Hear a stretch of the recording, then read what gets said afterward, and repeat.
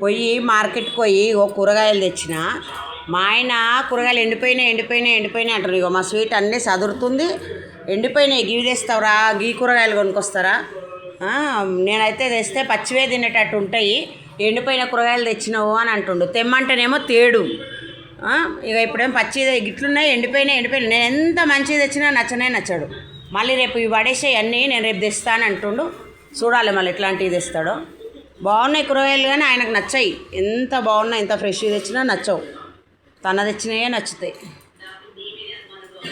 మా స్వీట్ కూరగాయలు చదురుతుంటే మా రాకి ఏడుంటే అన్నే ఉంటుంది.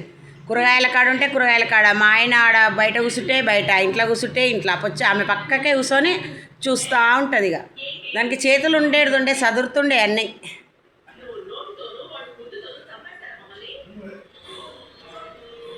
మా ఆయన జర తగ్గినట్టు చేసే వరకు ఆయనను చూస్తుంది రాకి. కొంచెం తగ్గినట్టు చేసినా సరే అది చూస్తూ ఉంటుంది.